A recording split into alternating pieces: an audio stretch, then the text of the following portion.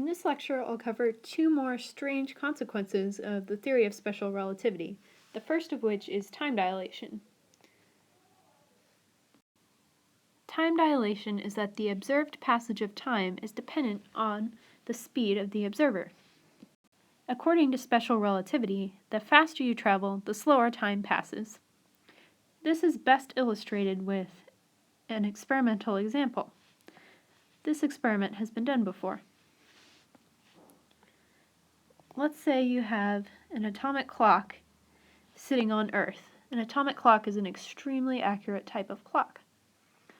Here's our clock. And let's say you have a second atomic clock set to precisely the same time, which is on a very fast airplane. Let's say this is our airplane moving about the Earth. Here's our second clock. After some period of flying, the plane will land and we'll compare the two clocks. We will find that the clock which has remained stationary will display a time slightly faster than that of the clock who's been flying. This is the effect of time dilation. As one approaches the speed of light, time slows relative to a stationary observer. Theoretically, if a spaceship could reach the speed of light, time would stop entirely within that spaceship. One might think that exceeding the speed of light could thus result in the backwards passage of time, or time travel. However, this is impossible because of the universal speed limit. It is important to note that time dilation is only relevant on extremely fast speed scales. A second phenomenon, length contraction, is quite analogous to time dilation. Again, this concept is only relevant at extremely high speeds.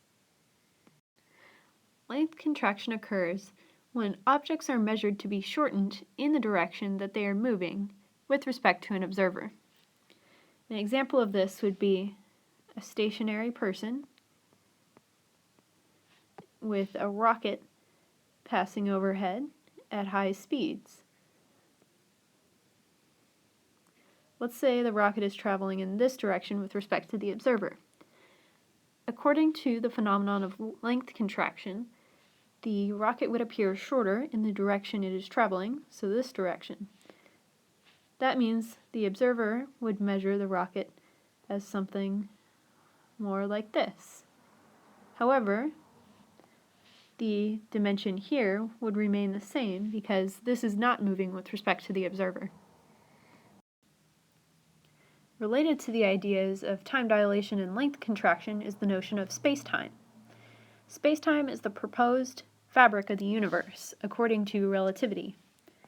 Spacetime is the merging of, obviously, space and time. Time is considered as a sort of fourth dimension in terms of spacetime. Special relativity is a description of the nature and structure of spacetime, that is, its ability to contract and dilate.